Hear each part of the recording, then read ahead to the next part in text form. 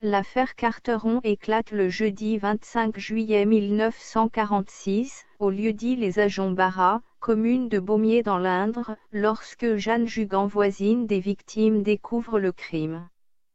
Les gendarmes de la brigade d'Ambro, prévenus, constatent que les victimes décédées le 21 juillet au soir, sont rassemblées dans une pièce attenante à la pièce de vie principale de leur habitation. Elles sont allongées sur le ventre et ont les mains et les pieds liés derrière le dos. Elles ont reçu une balle dans la nuque. Il s'agit de Carteron Kléber, 46 ans, chef de famille. Carteron Alphonsine, 44 ans, son épouse. Carteron André, 10 ans, fils du couple. Et Godard Claude, 12 ans, enfant placé dans cette famille par l'assistance publique. Le chien de la famille est également retrouvé tué par balle, dans sa caisse près des victimes. 6 étuis de calibre 9 mm Parabellum et 2 cartouches du même calibre dont une non percutée sont retrouvées sur les lieux de l'assassinat. La pièce de vie principale, indépendante mais attenante au lieu du crime, servant de chambre à coucher et de cuisine, a été visitée, et les meubles ont été fouillés. Des vêtements ainsi que des objets ont été dérobés, mais cela n'apparaîtra que plus tard, au moment du déménagement de la maison. Les gendarmes d'Ambro, territorialement compétents, sont rejoints par la police judiciaire de Limoges, saisie par le parquet de Châteauroux. Avec à la tête de l'équipe d'enquêteurs, le commissaire Georges Darrot. Un armurier de Châteauroux requis, déclare que les 6 étuis ont été percutés par la même arme. Le 18 août 1946, une musette identifiée comme appartenant à Kléber Carteron, renfermant une couverture de cahier d'écolier et une veste de treillis kaki, sont retrouvées dans un champ, près du village des Ajoncs-Barras.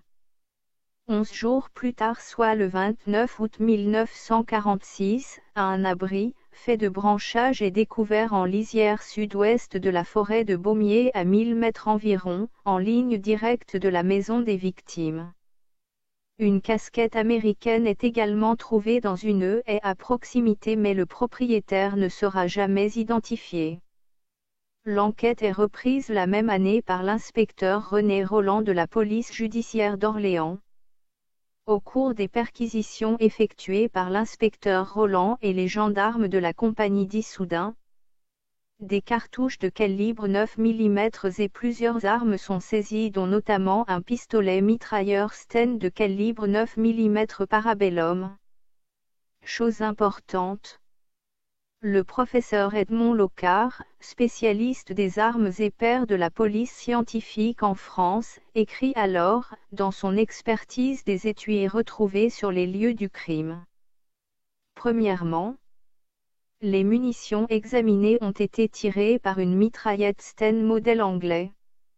Deuxièmement, on pourrait procéder avec certitude à l'identification individuelle de l'arme qui a tiré ces munitions, mais l'expertise ne sera jamais menée à son terme. Au cours de ces investigations policières effectuées depuis le jour de la commission du crime, de potentielles mises en cause doivent se justifier. Mais ces 2 enquêtes n'aboutiront pas.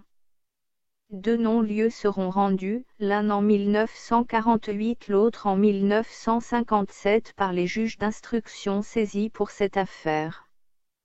Constatation personnelle. Les munitions marquées P131 et P151 sont des munitions de fabrication allemande. Les munitions marquées WRA sont des munitions de fabrication américaine et parachutées dans les maquis par les Anglais. Mobile. 1. C'est très probablement un acte crapuleux qui avait pour but le vol, au domicile des Carteron. 2. Le ou les auteurs de cet acte faisaient partie des maquis de la région ou sont des individus ayant approché ces réseaux. 3. Les 4 membres de la famille ont été abattus car ils connaissaient ou pouvaient faire identifier le ou les auteurs de ces actes. Aucun des objets ou effets dérobés lors de la commission des faits ne sera retrouvé. À ce jour, ce quadruple assassinat n'a pas été résolu.